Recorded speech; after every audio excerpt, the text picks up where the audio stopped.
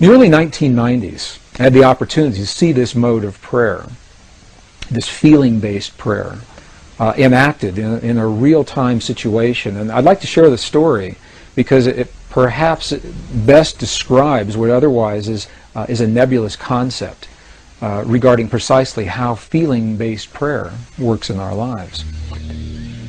During the 1990s, early 1990s, the desert Southwest was experiencing one of the worst droughts in history. And a Native American friend of mine invited me to join him one day in a place in the high deserts of northern New Mexico to share in a prayer of rain. He didn't have to ask me twice. I said, "You bet, I'd love to participate and see what this prayer is all about." So we met at an agreed upon location, and we hiked through several 100,000 acres of beautiful high mountain desert sage until we came to a place that was so old. Even the people today don't know who built this place. It was essentially a stone circle, and each stone was placed just as it was by the hands of the ancestors so long ago. And it was in this place that my friend began his prayer. What he did was he removed his shoes, stepped into the circle in his bare feet. He honored all of his ancestors. He simply said, "All of my ancestors, all of my ancestors." Honored the four directions. He turned his back to me, held his hand in a prayer position just a few seconds. And then he turned around and looked at me and he said, "I'm hungry. Let's go get a bite to eat." And I said, "I thought you were going to share this prayer. I thought you were going to pray for rain." And he looked at me and he said, "No." He said, "Because if we prayed for rain, rain could never happen. Because the moment you pray for something to occur, you've just acknowledged that it does not exist in that moment." And I thought about what he said. It made a lot of sense to me.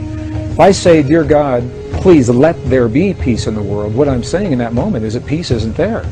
And I may inadvertently be empowering the very condition that I would like to change. And the same with a healing in my body or the body of my loved ones. So I asked my friend, I said, "If you didn't pray for rain just then, what did you just do? What happened when you closed your eyes and you turned your back to me just for those few moments?" And what he said was this. He said, "When I closed my eyes, I began to feel the feeling of what it feels like to have rain in our Pueblo village."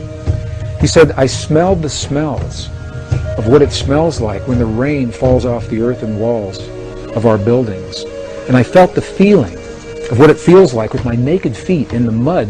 There's so much mud because there's been so much rain." And he said, "In that way, I opened the door to the possibility to bring rain into our world."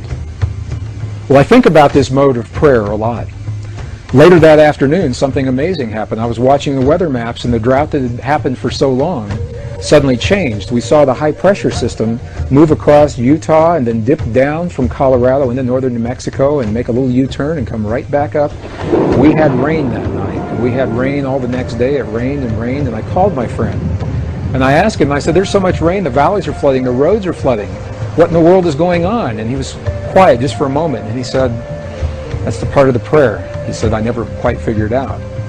So I have no way of scientifically validating that my friend's prayer had anything to do with that rain. But the correlations are so high. We see it happen so many times, we know there is an effect.